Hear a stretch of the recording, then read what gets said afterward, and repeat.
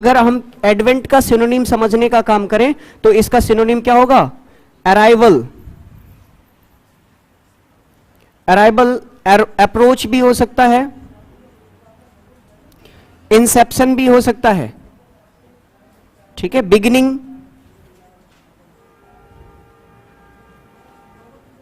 Beginning दिख रहा है यहां तक?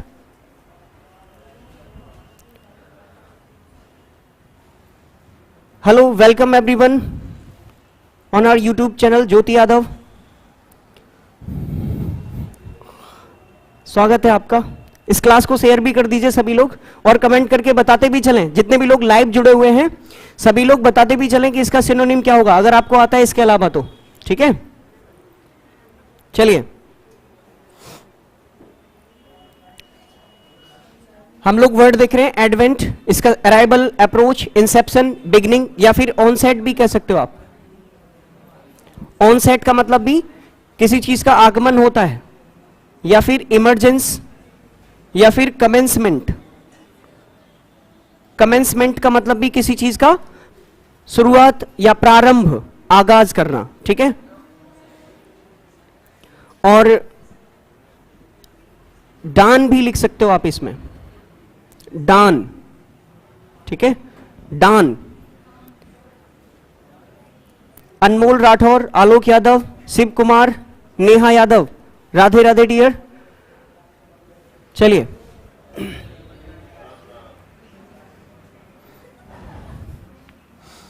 इसका उल्टा देख लेते हैं, एंटोनिम, ठीक है भाई। स्टार्टिंग हो जाएगा बिल्कुल, ठीक है। जो चीज लिख चुके हो वो चीज मत लिखा करो, या जो आती है उसे मत लिखा करो। अगर हम किसी चीज का उल्टा समझें, देखिए एडवेंट का मतलब आगमन हुआ, शुरुआत हुआ, तो उसका उल्टा क्या होगा? एंड करना। या फिर इसके लिए एक वर्ड और आता है मेरे भाई, एक्सोडस। वर्ड क्या है? एक्सोडस, ठीक है। एक्सोडस का मतलब क्या होता है? पलायन करना। देखो, एडवेंट का मतलब आना, आगमन, और एक्सोडस का मतलब पलायन। ये मूवी भी है कोई इस नाम से। एग्जिट भी हो सकता है, डिपार्चर भी हो सकता है,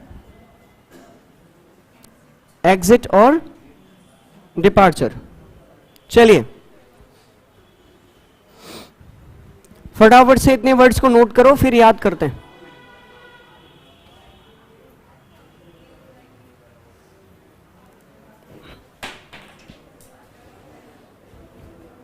चलिए जल्दी से नोट करें।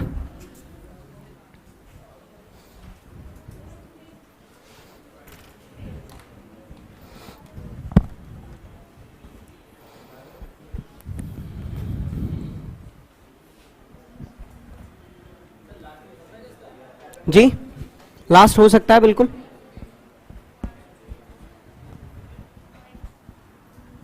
चलिए,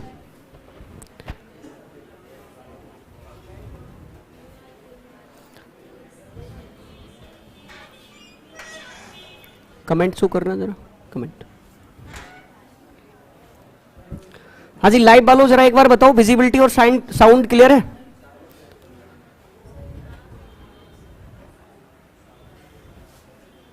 चलो आ जाइए। इन शब्दों को जरा मेरे साथ में आप बोल लेंगे, है ना, क्योंकि बोलने से क्या होता है? याद हो जाता है, जल्दी से जल्दी याद हो जाती है चीजें। चलिए आइए, आओ देखते हैं। पहला शब्द बोलिए, आफ्टरमैथ। आप मैथ, आफ्टर मैथ बोल सकते हो इसको, ठीक है। इसमें क्या होता है? आर का साउंड आपको गायब करना होता है, ये चीज मैं आपको पहले भी बता चुका हूं, ठीक है। आफ्टर मैथ बोलो एक बार, आफ्टर मैथ बोलो एक बार। इसका मतलब क्या हुआ? परिणाम। क्या हुआ? परिणाम। बोलो result, result, impact, impact, impact, impact, effect, effect, consequence, consequence, consequence, consequence, consequence, repercussion, repercussion, repercussion, repercussion, outcome, outcome, outcome, reaction, reaction, reaction, upshot, upshot, upshot, upshot, fallout, fallout, fallout, समझिए प्यारे बच्चों, अगर मैं आफ्टर मैथ शब्द को समझाने का काम करूं तो इसका मतलब होता है किसी भी चीज का नेगेटिव इंपैक्ट, ठीक है ना, इसका मतलब परिणाम होता है, लेकिन ये नेगेटिव सेंस में जाता है। बात समझ में आ रही है? जैसे कि मैं पहले भी आपको बता चुका हूं कि क्लेवर का मतलब भी क्या होता है, चालाक, और कनिंग का मतलब भी क्या होता है, चालाक, लेकिन दोनों में अंतर क्या है कि ये वाला जो है वो पॉजिटिव सेंस में यूज किया जाता है और ये नेगेटिव सेंटेंस में यूज किया जाता है, ठीक है, यानी नकारात्मक अर्थों में, नकारात्मक अर्थों में किसका यूज होता है, कनिंग का, और पॉजिटिव सेंस में क्लेवर का अर्थ होता है, ठीक है जी। चलिए अभी जरा समझने का काम करो आगे। देखें, रिपरकशन का मतलब होता है दोस्तों कोई ऐसी, इसको बंद कर दो भाई, अभी सिर्फ सामने देखो, साउंड कम कर दो, चलने दो, ठीक। रिपरकशन का मतलब होता है अप्रत्यक्ष, अप्रत्यक्ष प्रभाव, किसी भी चीज का जो डायरेक्ट इंपैक्ट नहीं मिलता है आपको, जिस चीज का वफरिंग हो रहा है, नहीं नहीं ऐसा नहीं हो सकता, वफरिंग तो नहीं होगा भाई, आपके प्रॉब्लम में दिक्कत, नेटवर्क में प्रॉब्लम होगी, ठीक है। चलो आ जाओ, देखें एंटोनिम समझे, बोलिए cause, cause, start, start, Inception, Inception, origin, origin, मतलब किसी भी चीज का कोई कारण दोगे तभी तो रिजल्ट निकलेगा, तभी तो नतीजा निकलेगा, तो ये इसका उल्टा हो गया। इन सभी का मतलब शुरुआत करो तो नतीजा निकलेगा, प्रारंभ करो तो नतीजा निकलेगा, इन सब का मतलब प्रारंभ करना है, और इन सब का मतलब नतीजा है, जो परिणाम निकलता है, जो आउटकम निकलता है, ठीक है। चलिए अगला वर्ड बोलिए एडवेंट, एक बार और, एक बार और, एक बार और, हाँ जी। अब इसका बोलो अराइवल, अराइवल, यूट्यूब वाले डर जाएंगे, धीरे बोलो, हाँ जी बोलो arrival, approach, approach, inception, approach, inception, inception, approach, inception, beginning, beginning, beginning, onset, onset, onset, emergence, emergence, emergence, commencement, commencement, dawn, हाँ ठीक है, dawn, ओके। और अगर देखो dawn का मतलब क्या होता है, प्रातः काल, जिसको सूर्योदय से पहले का जो समय होता है, जो सूर्य के आगमन का संदेश देता है, उस चीज को हम क्या कहते हैं, डान कहते हैं। आपकी जानकारी के लिए बता दूं, पाकिस्तान का जो सरकारी अखबार है उसका नाम भी क्या है, डान है। हमारे इंडिया का द हिंदू है जिस तरह से, उसी तरह से पाकिस्तान का क्या है, डान है, ठीक है जी। और अगर हम इसका उल्टा देखें, अगर हम उल्टा देखें तो एंड, देखो किसी चीज का आगमन हुआ, अराइवल का मतलब आ पहुंचना, आ जाना, अप्रोच का मतलब आना भी होता है और पहुंच भी होता है, अप्रोच का मतलब, ठीक है। और इंसेप्शन का मतलब शुरुआत होना किसी चीज की, बिगिनिंग, प्रारंभ, शुरुआत। देखो किसी चीज की शुरुआत होगी तभी तो आरंभ होगा, शुरुआत होगी तभी तो आरंभ होगा। सामने फोकस रखिए। ऑन सेट का मतलब भी कोई चीज सेट हो चुकी है, बस लागू होने वाली है ना। इस चीज को इमरजेंसी भी कहोगे, कमेंसमेंट भी कहोगे, किसी चीज का आगाज होना या पहले से आने की सूचना होना। Is there any doubt? फिर क्यों बेइज्जती करवाना चाहते हो लाइव क्लास में? फोकस रखो। चलिए अगर हम इसका उल्टा बोले, बोलो and, exodus, exodus, exit. Arrival का क्या हुआ, डिपार्चर। अराइवल का क्या हुआ, डिपार्चर, मतलब किसी चीज से विदाई लेना या चले जाना, ठीक है। एक्सोडस क्या होता है बच्चों, पलायन करना, है ना। इस तरह की एक मूवी भी है जिसमें शायद दिखाया गया है कुछ। चलिए खैर कोई बात नहीं, इन शब्दों को मिटा दिया जाए। चलिए आ जाइए सभी लोग। चलिए अब हम चलते हैं, अब हम चलते हैं कुछ ऐसी चीजों पर जो ग्रामर का पोर्शन होती हैं, ठीक है भाई। बुकेब वाला काम पूरा हुआ। चलो बच्चों सुनो, मैंने कल आपको नाउन नंबर और नाउन जेंडर खत्म करा दिया था, है ना। और हम लोग जो समझने वाले थे, वो समझने वाली चीजें क्या थी, नाउन एंड केस। अब जरा मोहब्बत से हेडिंग डाल दीजिए, नाउन एंड केस, और पहला वाला जो मैंने आपको समझाया था उस चीज को समझने का शुरू करते हैं। नाउन एंड केस में हम लोगों ने पहले दो समझे थे, सब्जेक्टिव केस, सब्जेक्टिव केस, और इसका ही दूसरा नाम क्या समझा था, नॉमिनेटिव केस, ठीक है, नॉमिनेटिव केस। और दूसरा कौन सा समझा था? ऑब्जेक्टिव केस, या फिर इसी को कहा जाता है एक्यूजेटिव केस। ठीक है मेरे भाई, चलो आ जाओ समझने का काम करते हैं। देखो, अगर हम सब्जेक्टिव केस का जिक्र करते हैं तो सब्जेक्टिव केस का मतलब होता है ऐसी चीजें जो क्या हो, सब्जेक्ट हो, मतलब जिनके बारे में सेंटेंस में जिक्र किया जा रहा हो। सब्जेक्ट का मतलब ही वही होता है कि जिन चीजों के बारे में हम बात कर रहे हैं। ठीक है,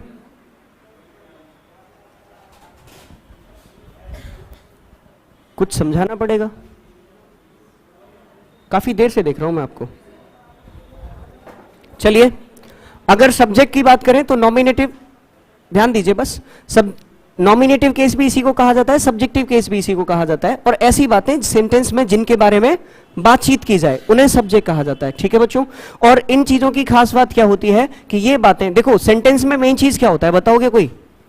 किसी भी सेंटेंस में मेन चीज क्या होती है जी? Subject, verb. किसी भी सेंटेंस में मेन चीज क्या होती है? वर्ब होती है।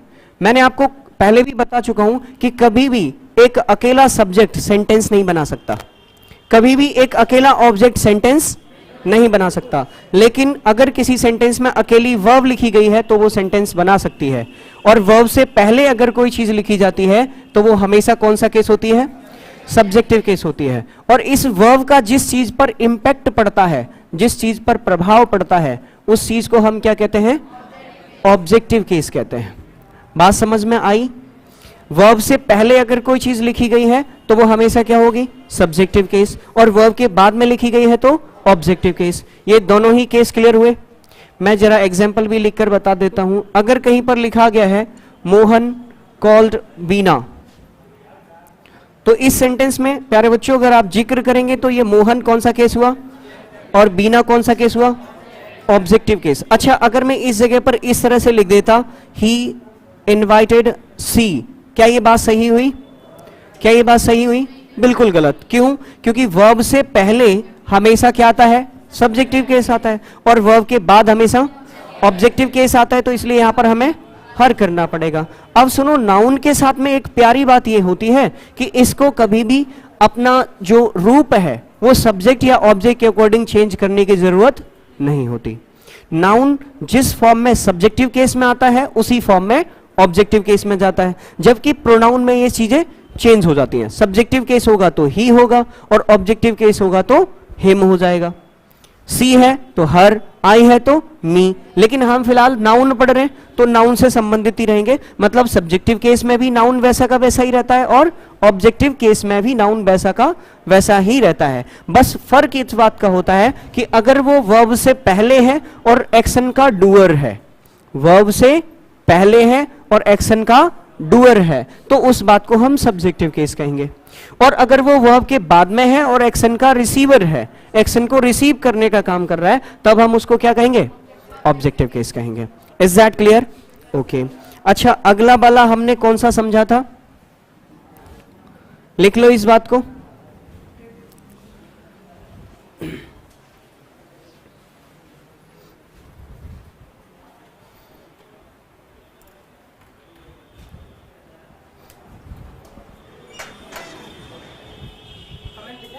हाँ दिख रहे हैं, बच्चे कह रहे हैं ब्लैक वाला दिख नहीं रहा। कमेंट पढ़ रहा उसको, वो देखते रहेगा। कमेंट लगाओ, कमेंट नहीं है। सर एक काम करो, फोन में देखो, फोन में चालू कर दो। फोन आवाज मत करो पहले।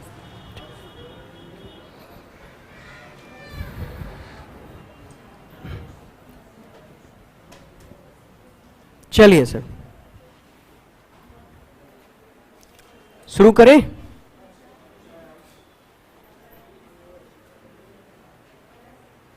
अब मैं इस पे कमेंट देखता रहूंगा। ओके, क्लियर नहीं आ रहा है? अभी आएगा भाई, मैंने मार्कर चेंज कर लिया, परेशान मत होइए। चलो आओ।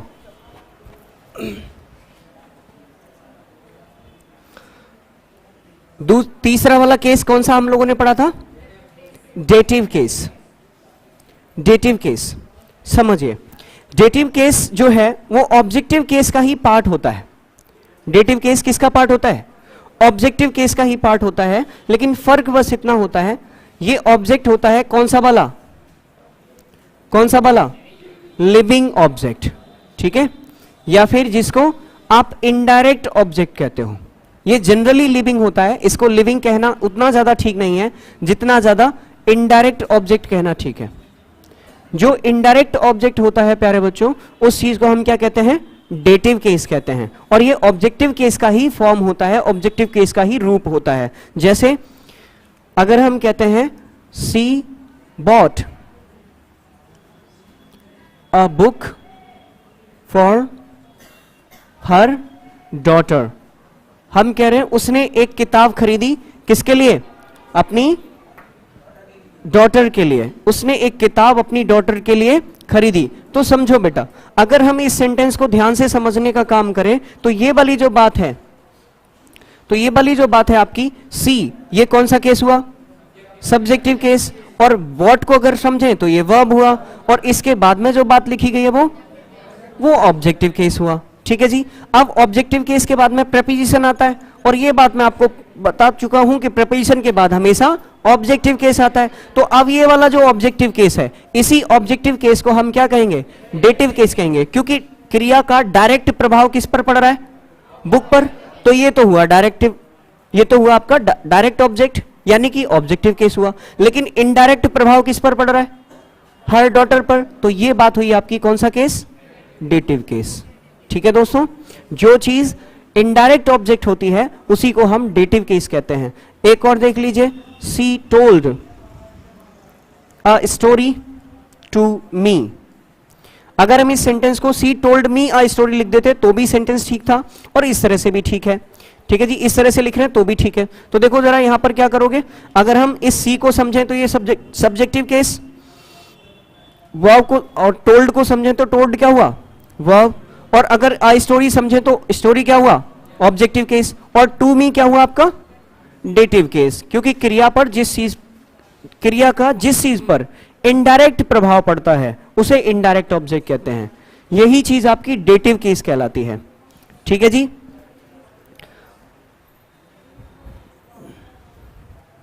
लाइव वाले जितने भी हैं एक बार बता दो, अभी क्लियर आ रहा है कि नहीं आ रहा है? तृप्ति शर्मा, जगवीर सिंह, आरती कुमारी, विक्रम कुमार, प्रांशु गुप्ता। चलिए,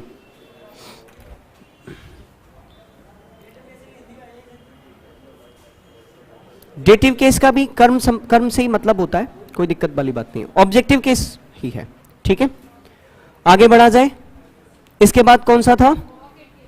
वोकेटिव केस। मिटा दूं इसको, करें फटाफट से।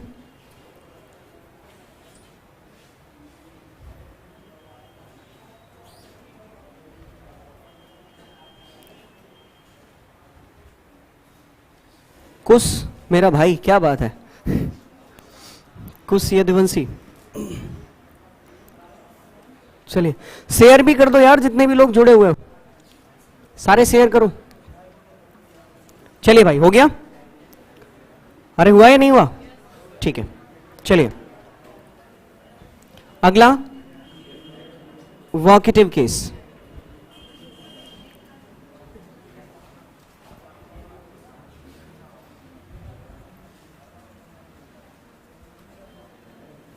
समझिए, वोकेटिव केस का जो यूज करते हैं हम, this is actually addressal purpose.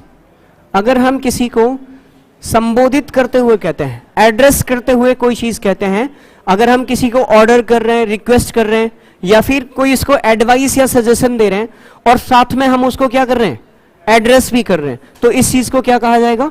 Objective vocative case कहा जाएगा। जैसे अगर मैं किसी से कहता हूं Mohan come here, Mohan come here, जब आपने कहा मोहन यहां आओ, तो ये बात आप सभी जानते हैं कि लिखा गया सेंटेंस कौन सा है? लिखा गया सेंटेंस कौन सा है? इंपरेटिव सेंटेंस है, और इंपरेटिव सेंटेंस का सब्जेक्ट यू होता है जो हमेशा छिपा रहता है।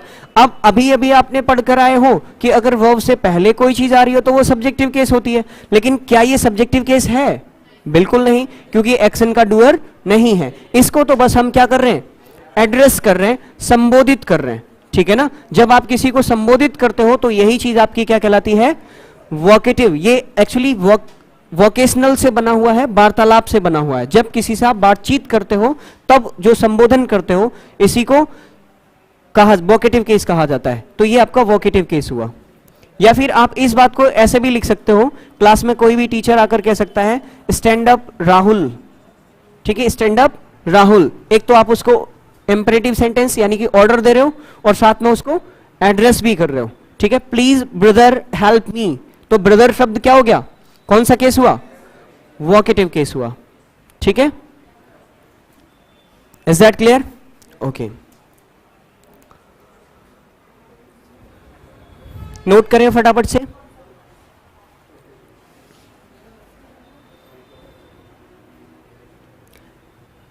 Good evening Pavitra Kumari, good afternoon, sorry, good afternoon. चलिए,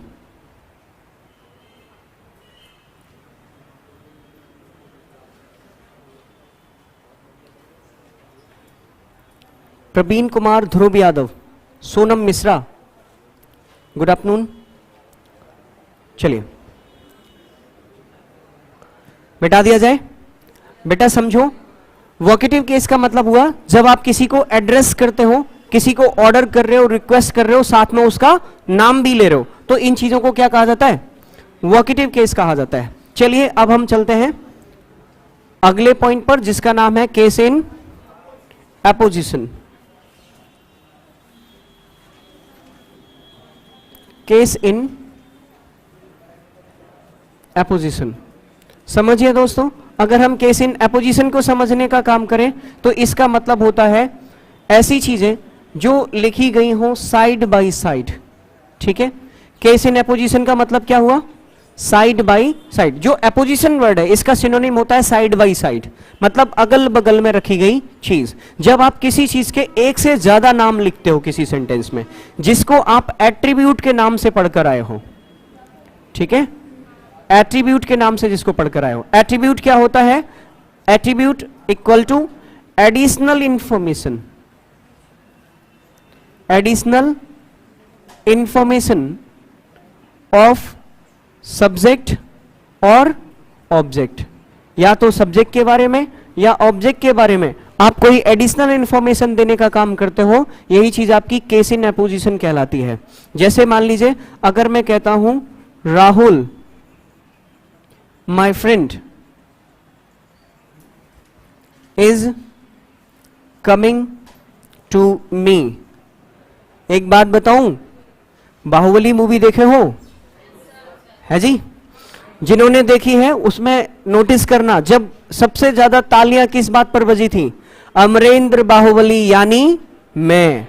तो ये वाला जो केस है यानी मैं, तो वही चीज आपका क्या कहलाता है, केस इन एपोजिशन कहलाता है। मेरा दोस्त यानी राहुल मेरे पास आ रहा है, ठीक है, जिसमें आपको यानी शब्द लगाने पर उत्तर मिल रहा हो, वही आपका क्या होता है, केस इन एपोजिशन होता है, या एट्रीब्यूट भी वही होता है, ठीक है जी। जैसे देखो एक और सेंटेंस समझ लेते हैं, मिस्टर गुप्ता और प्रोफेसर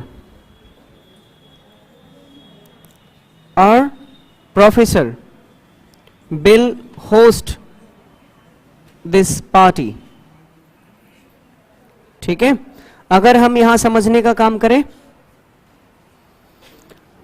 बहुत बढ़िया, अगर हम इसे समझने का काम करें, मिस्टर गुप्ता यानी प्रोफेसर क्या करेंगे, पार्टी को होस्ट करेंगे। तो इस सेंटेंस में जो मिस्टर गुप्ता हैं उन्हीं के बारे में तो अतिरिक्त जानकारी दी हुई है कि वो कौन है, प्रोफेसर हैं, और यहां राहुल के बारे में एडिशनल इंफॉर्मेशन दी गई है कि वो कौन है, मेरा फ्रेंड है।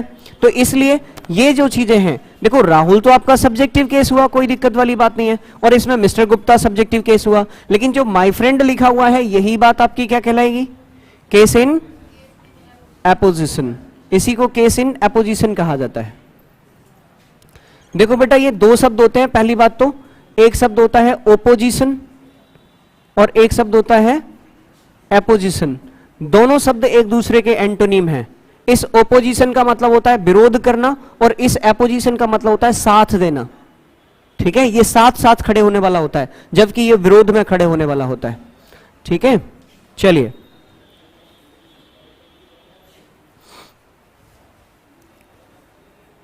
आगे बढ़ा जाए।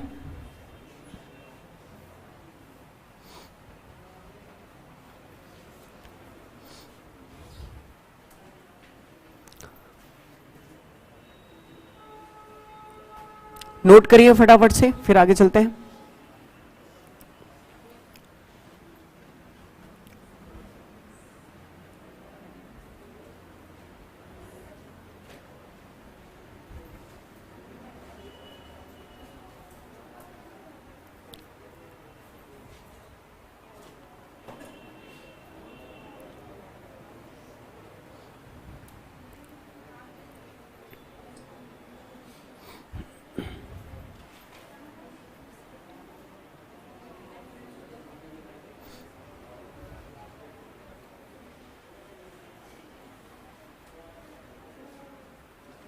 चलिए आगे बढ़ा जाए।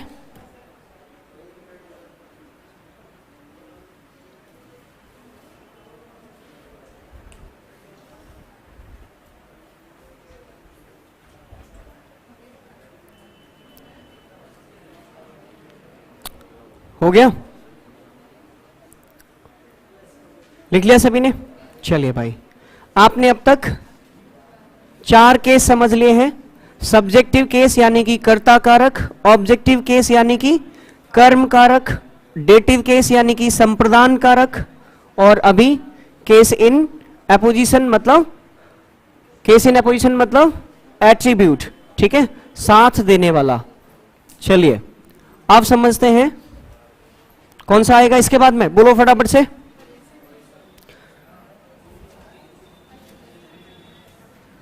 पॉजेसिव केस, इसका दूसरा नाम बोलना तो जरा, जेनिटिव केस। पॉजेसिव केस या फिर जेनिटिव केस। अब थोड़ी देर के लिए लिखना बंद कर दो और सामने देखना शुरू करो। क्या बात है, चंद्रगुप्त मौर्य भाई, अभी तक जिंदा हो आप? कहां चल रहा है राज सिंहासन आपका? आ जाओ, समझे जरा ध्यान से। पॉजेसिव केस यानी कि जेनिटिव केस को अगर हम समझने का काम करें तो अब आप लिखना बंद कर दो भाई, सामने देखो। ठीक है, सभी का पेन बंद हो जाना चाहिए। समझिए, अगर हम जिक्र करें प्यारे दोस्तों ऐसी चीजों का जो लिविंग है, जो कैसी है? लिविंग है, सजीव चीजों का अगर हम जिक्र करते हैं तो इनके साथ में आपको क्या करना पड़ता है? इसकी हिंदी अगर मैं बताऊं तो इसकी हिंदी क्या होगी? संबंध कारक, जिसका हिंदी में का, की, के, रा, री, रे या फिर ना, नहीं, ने। इससे भी ज्यादा हिंदी पढ़ोगे क्या? हाँ जी, अब मत बोलना।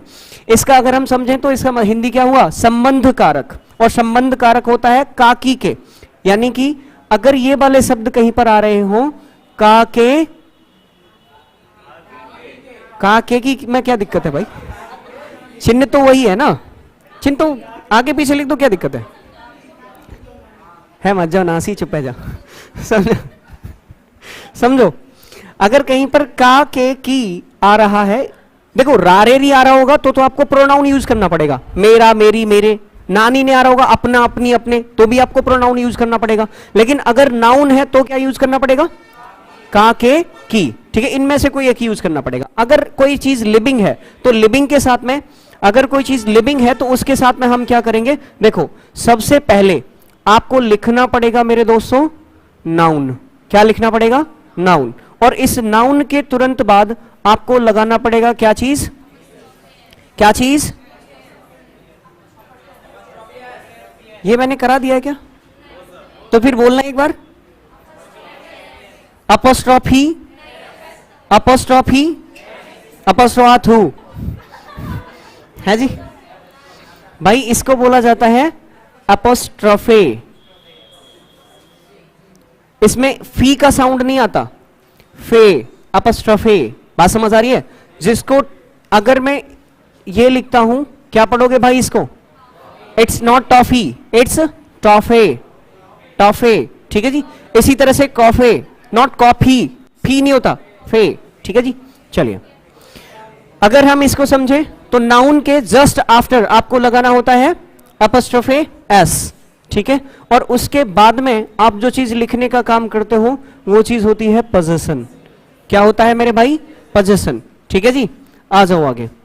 देखिए, अब इस बात को अगर मैं समझाने का काम करूं तो इस नाउन का मतलब जो है वो यहां पर है। चलो मैं थोड़ी सी हिंदी लिख देता हूं। इसका मतलब होता है वस्तु का मालिक। यानी कि अगर कोई लिविंग है तो सबसे पहले आपको क्या लिखना पड़ता है? वस्तु का मालिक लिखना पड़ता है। उसके बाद इस अपॉस्ट्रोफी एस का मतलब का के की हो गया, और जो पोजेशन होता है इसका मतलब होता है अधिकार की वस्तु, अधिकार की वस्तु। अगर मैं कहता हूं मोहन की किताब, तो बहू जी मालिक कौन है? मोहन। यानी सबसे पहले क्या लिखोगे? मोहन लिखोगे। इसके बाद क्या लगाओगे? अपॉस्ट्रोफी एस, और फिर क्या लिख दोगे? Book, Mohan's book. अच्छा, मैं कहूं राजू की पत्नी, क्या लिखोगे? राजूज वाइफ। क्लियर हुआ? अगर आपसे कोई कहता है किरण का घर, कैसे बोलोगे? किरन्स हाउस, ठीक है, एटसेट्रा। जितने भी चीजें हैं सभी अगर लिविंग चीजें हैं तो इसी तरह से लिखोगे। अब सुनो मेरी बात ध्यान से। लेकिन भाई हमारा मतलब किससे है? मालिक जब लिविंग हो उससे है, ठीक है। चलो, लिखना मना है, जनता माफ नहीं करेगी, बता रहा हूं मैं, ठीक है। चलो चलो समझो, ध्यान से समझो। भाऊ जी एक बात बताऊं मैं आपको, हर बात के दो मतलब होते हैं। हर बात के दो मतलब होते हैं। एक तो होता है डायरेक्ट और एक होता है इनडायरेक्ट। मैं कहूं मुझे पानी अभी नहीं चाहिए, मुझे पानी अभी नहीं चाहिए मतलब थोड़ी देर बाद चाहिए। बात समझ आई? अगर आप दुकान पर जाते हो, दुकानदार आपसे कहता है ये शर्ट सबसे अच्छी है, मतलब बाकी की शर्ट उतनी अच्छी नहीं है। आप 50 लोग बैठे हो, आप में से एक व्यक्ति हाथ खड़ा करके कहता है मैं सच बोल रहा हूं, मतलब बाकी के झूठ बोल रहे हैं। बात समझ में आई? तो हर बात के दो मीनिंग होते हैं। ठीक उसी तरह से अगर मैंने कहा लिविंग के साथ में अपॉस्ट्रोफी एस लगाते हैं, मतलब नॉन लिविंग के साथ में अपॉस्ट्रोफी एस नहीं लगाते हैं, तो फिर क्या करते हैं? आओ जरा समझते हैं। अगर कोई चीज नॉन लिविंग है तो नॉन लिविंग के साथ में सबसे पहले देखो, ये इसका जस्ट ऑपोजिट है, लिविंग का ऑपोजिट नॉन लिविंग, तो आपका पोजेशन भी जस्ट ऑपोजिट होगा। मतलब सबसे पहले आपको क्या लिखना पड़ेगा? पोजेशन। इस पोजेशन का मतलब क्या हुआ? अधिकार की वस्तु आपको पहले लिखनी पड़ेगी। फिर आप जहां पर अपॉस्ट्रोफी एस लगा रहे थे वहां पर आपने क्या लगाना पड़ेगा? ऑफ लगाओगे, और उसके बाद में क्या आएगा? नाउन। यानी कि इसमें वस्तु का मालिक कहां चला जाता है? पीछे। अगर मैं कहूं पेन का कैप, तो क्या मैं इस बात को ऐसे लिख सकता हूं? पेन्स कैप क्या लिख सकता हूं? बिल्कुल नहीं, यह बात गलत हुई। इसको सही करना है तो कैप ऑफ पेन लिखूंगा। और अगर मुझे लिखना है शर्ट का बटन, शर्ट्स तेरी शर्ट दा मैं तो बटन छोड़ी है जी, बालों का तेरे में हाई क्लिप हो गया। क्या बात है? अजी क्या ये सही है? नहीं है। तो इसको सही कैसे करोगे? Button of shirt, button of shirt करना पड़ेगा, तब जाके आपका सेंटेंस हो वो ठीक होगा। ठीक है। इसी तरह से अगर आप कहना चाहते हो मेज का पैर, टेबल्स लेग, क्या ये सही है? क्या करोगे? Leg of table. बात समझ में आई? ये वाली बात आपकी गलत है, ये सही है। अच्छा सुनो, जब आप इन वाली चीजों का जिक्र करोगे तो इसमें क्वेश्चन किधर से करोगे? टेबल किसकी है या लेग किसकी है?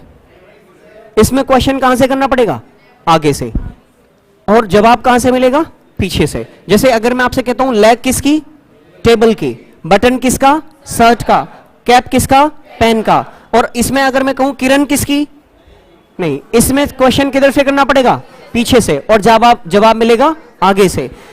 घर किसका? पत्नी किसकी? किताब किसकी है? आप किसके हो? मुझे लगा बोलोगे तुम्हारे हैं, तुम्हारे सनम। फटाफट से नोट करो फिर आगे चलते हैं। इतनी बात नोट करो फिर आगे चलते हैं। क्या बात है, चंद्रगुप्त मौर्य मगध में साम्राज्य कर रहे हैं, बहुत बढ़िया। चलिए नोट कर लो इस बात को, फिर आगे चलेंगे।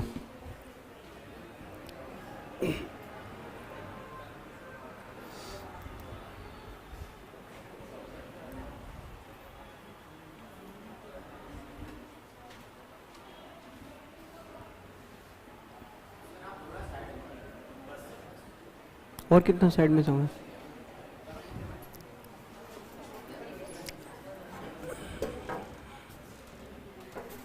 लीजिए, थोड़ा बड़ा लिखो भाई, कितना तो बड़ा लिख रहा हूं यार। अपने फोन में थोड़ी सी क्वालिटी ठीक कर लो।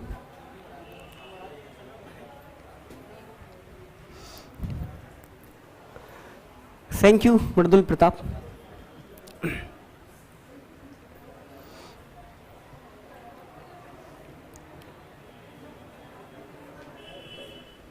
Thank you Hina Srivastava.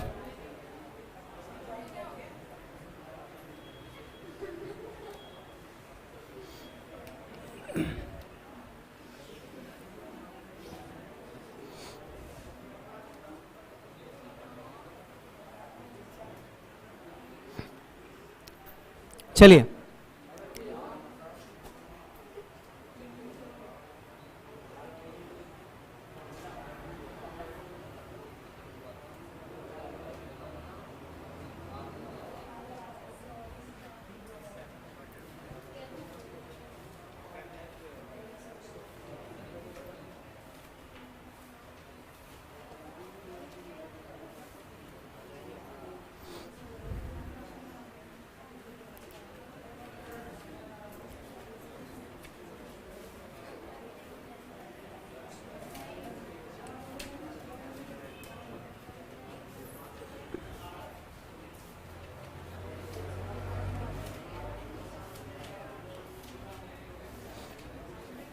अच्छा मिटा दिया जाए। चलिए भाई, अच्छा सुनो,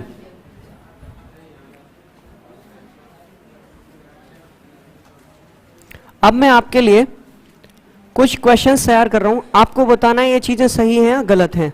चुपचाप अपनी कॉपी पे लिखोगे और आंसर करने की कोशिश करोगे, ठीक है? लिखो तो भाई।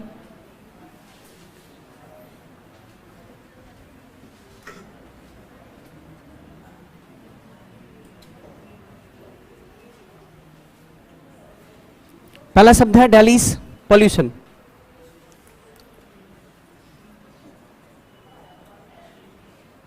मून्स लाइफ,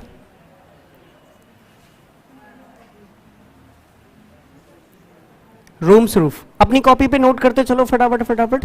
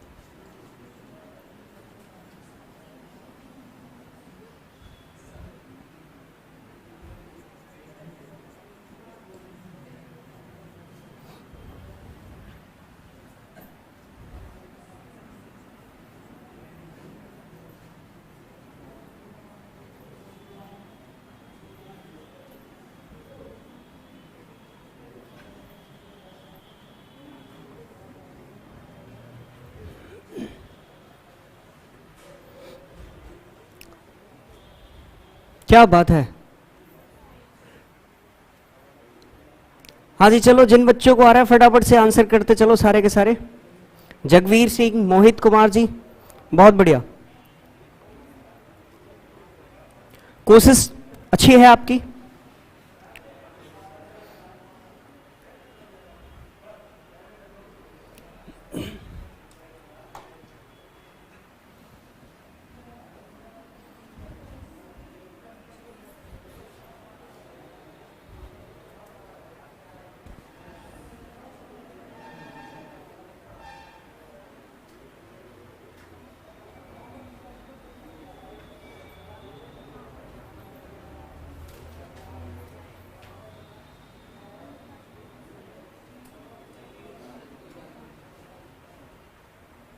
चलिए शुरू किया जाए। है जी, दिल जलो, आ जाओ भाई। देखो, अगर हम दिल्लीज पोल्यूशन का जिक्र करें, सही या गलत है जी? अच्छा, मून्स लाइफ सही है गलत? अच्छा, रूम्स रूफ, चलो आ जाओ, समझ लो। ठीक है जी, समझ लेते हैं कुछ चीजें। देखो क्या है कि इन सभी नियमों पर जितने भी हमने नियम पढ़े, दो नियम हमने पढ़े, लिविंग और नॉन लिविंग वाला। लिविंग के साथ में अपोस्ट्रोफी एस लगता है, नॉन लिविंग के साथ में ऑफ लगता है। लेकिन इन शब्दों पर एक नियम भारी पड़ जाता है, और वो नियम क्या है? पर्सोनिफिकेशन। क्या है भाई, बोलकर बताना जरा। हाँ जी, अगर कहीं पर पर्सोनिफिकेशन कर दिया जाए, पर्सोनिफिकेशन समझते हो? मानवीकरण बोले तो? अरे ना भाई, व्हेन नॉन लिविंग ऑब्जेक्ट्स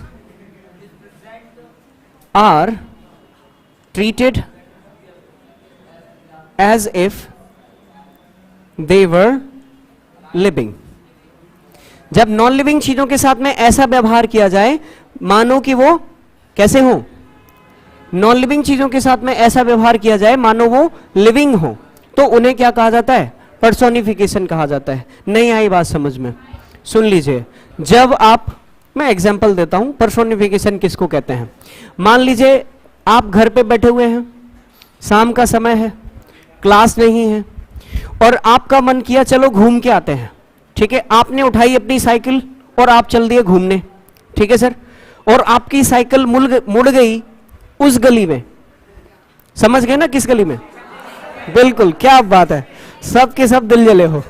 हाँ जी, और उस गली में उसके घर के सामने। हाँ जी, अब हुआ क्या? आप साइकिल से चलते चले जा रहे थे और उसके घर के सामने आपकी साइकिल की चैन उतर गई। क्या हो गया सर? चैन उतर गई। हाँ जी, बेइज्जती तो हो ही गई। अब करना क्या है सुनो। अब देखो, भले कोई आपको वहां सुनने वाला कोई नहीं है, लेकिन आप करोगे क्या? बड़े स्टाइल से बैठोगे और चैन को पकड़ोगे और पता क्या कहोगे? तुम्हें भी यहीं उतरना था। क्योंकि किरकिरी तो हो ही चुकी है आपकी। अब किसी न किसी से तो बात करने को बनता ही है। तो आप साइकिल की चैन से कह रहे हो तुम्हें भी यहीं उतर, कह तो ऐसे रहे हो जैसे वो अभी पलट के जवाब देगी, नहीं बाबूजी इरादा तो आगे का था पर मजबूरी में उतर गए। क्या कहेगी?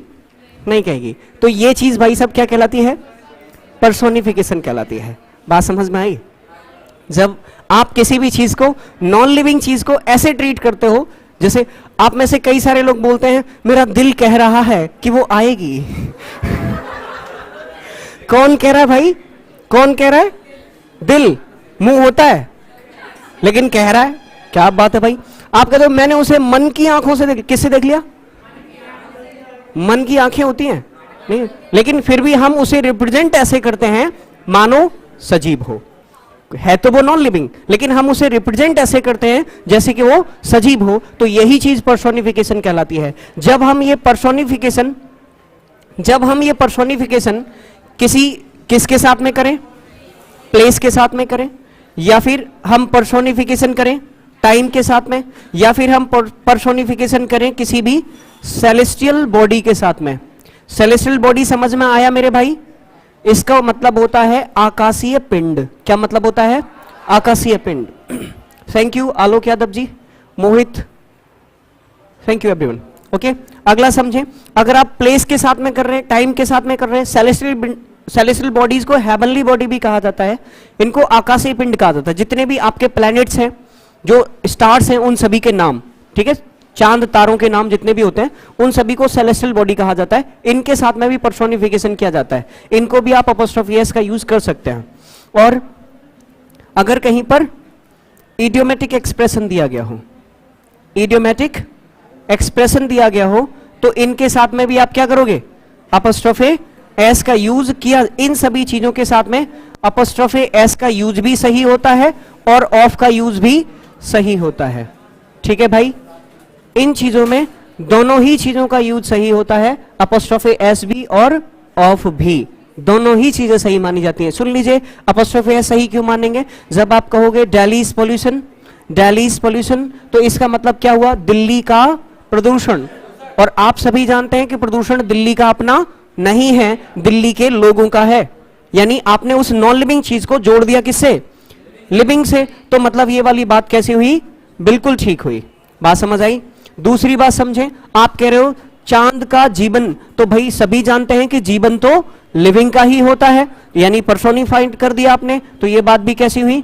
बिल्कुल ठीक हुई। आप कह रहे हो कमरे की छत, ये तो भाई गलत है, इसका तो पर्सोनिफिकेशन हो ही नहीं सकता। जब पर्सोनिफिकेशन नहीं हो सकता तो इसको आप बोलेंगे roof of room, roof of room.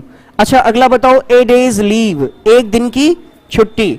बाबूजी ईमानदारी से बताना, क्या दिन कभी छुट्टी लेता है? छुट्टी लेता है इंसान, यानी कि दिन का संबंध हुआ किससे? पर्सन से। यानी कि हमने टाइम को पर्सोनिफिकेशन कर दिया, पर्सोनिफाइड कर दिया, मतलब हम इसके साथ में भी अपॉस्ट्रोफी एस लगा सकते हैं। ये बात बिल्कुल ठीक है। ठीक है जी, चलिए अगला वाला देखो, अ वीक्स एब्सेंस, यानी कि ये भी समय बताया जा रहा है, मतलब समय बताने वाले शब्दों के साथ में भी अपॉस्ट्रोफी एस का यूज किया जा सकता है। चाइनास पॉपुलेशन, पॉपुलेशन चाइना की नहीं, चाइना के लोगों की है, मतलब स्थान के नाम के साथ में अपॉस्ट्रोफी एस लगा सकते हैं।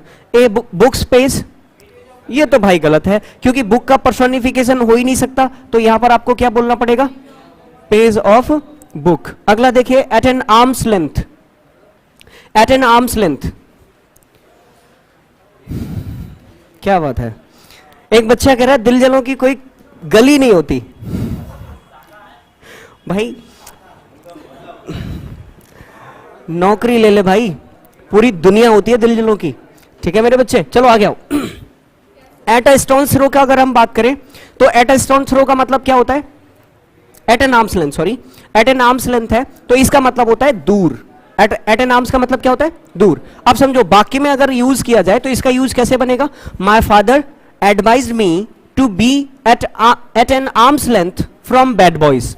मेरे पिताजी ने मुझसे बुरे लड़कों से एक हाथ दूरी बनाकर चलने को कहा, एक हाथ दूरी बनाकर चलने को कहा। तो एक काम करता हूं, आज से ऐसे करके चलना शुरू करता हूं, है जी, तभी तो एक हाथ की दूरी मेंटेन हो पाएगी। क्या एक ऐसे करके चलने से मतलब है या सिर्फ दूरी से मतलब है? सिर्फ दूरी से मतलब है, इसलिए ये बात भी मेरे भाई कैसी है? ठीक है, क्योंकि ये इडियोमेटिक एक्सप्रेशन है, ये मुहावरा है एक तरह से। ठीक है, जिसको आप मुहावरे कहते हो या फिर लोकोक्तियां कही जाती हैं। ठीक है, इन चीजों के साथ में आप अपॉस्ट्रोफी एस का यूज कर सकते हो इडियोमेटिक एक्सप्रेशंस में। और इसी तरह से अगला है at an stone's throw, at a stone's throw, मतलब उतनी दूर जितनी दूर आप पत्थर फेंक सकते हो। और पत्थर मुझे लगता है 4 किलोमीटर फेंक लोगे भाई साहब, 200 मीटर भारी पड़ जाएगा, है जी। तो अगर पत्थर किसी के घर में फेंक सकते हो, आप कह रहे हो उसका घर मेरे घर से उतनी दूर है जितनी दूर मैं पत्थर फेंक कर पहुंचा सकता हूं, मतलब बहुत ही नजदीक होगा। यानी ये बात भी आपकी इडियोमेटिक एक्सप्रेशन है, कहा कुछ और जा रहा है और समझा कुछ और जाता है। ऐसी बातों को ही मुहावरा कहा जाता है। कहा कुछ और जाए, समझा कुछ और जाए। जैसे अगर मैं आपसे कहूं 9 2 11 होना, तो भाई साहब इसमें बड़ी बात कौन सी है? 9 2 तो 11 ही होते हैं, लेकिन उसका मतलब होता क्या है? भाग जाना। बात समझ आई? मैं आपसे कहूं 3 13 करना, कितने भी बड़े गणितज्ञ को बुला लो भाई साहब, 3 का 13 कर ही नहीं सकता, लेकिन उसका मतलब होता है किसी चीज में पौ निकालना, कमियां निकालना। ठीक है जी, इस तरह की चीजें। तो ये बात भी कैसी हुई? ठीक हुई। किसी को कोई आपत्ति विपत्ति, चाय पत्ती, पति पत्नी कुछ भी हो तो पूछ लीजिए। चलिए आज के लिए बस इतना ही। ठीक है, आज के लिए बस इतना ही, अगला डिस्कशन अगली क्लास में।